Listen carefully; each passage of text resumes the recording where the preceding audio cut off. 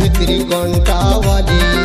गजब कर डाली गजब कर डाली या भितरी कंटा वाली। गजब कर डाला या भितरी कंटा वाला। गजब कर डाला या भितरी कंटा वाला। अपन माया के तमुरा बजाते भैया बजाते। अपन माया के तमुरा बजाते चिला मोर जलाते रे दूरी हले मोला बलाते रे। गजब कर डाला या भितरी कंटा वाला। गजब कर डाला या भितरी कंटा वाला।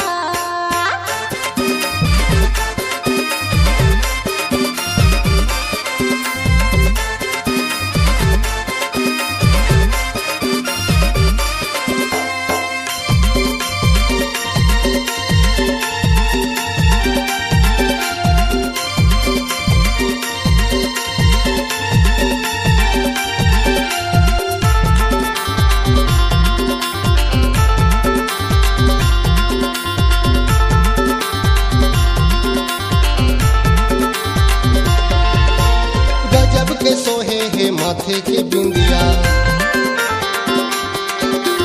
एखर से ती मान आवे निंदिया।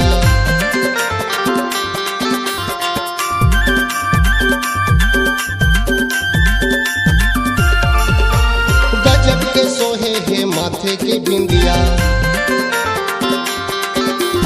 एखर से ती मान आवे निंदिया।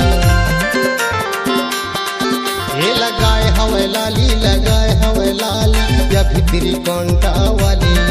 ये लगाए हवे लाली या भितरी कंटा वाली।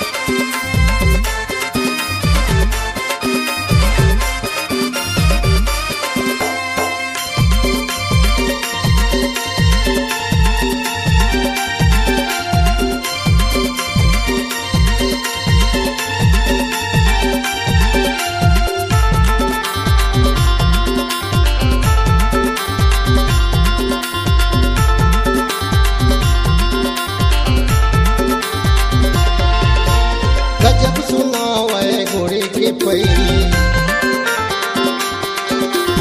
एखर से तीमा मन हो गे बैरी।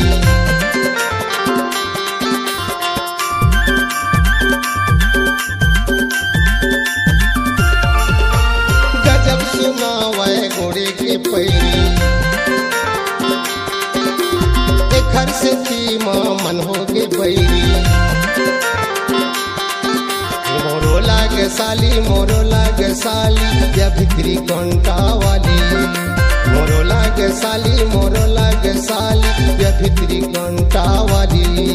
गजब कर डाला या भितरी कंटा वाला। गजब कर डाला या भितरी कंटा वाला। अपन माया के तमुरा बजाते भैया बजाते। अपन माया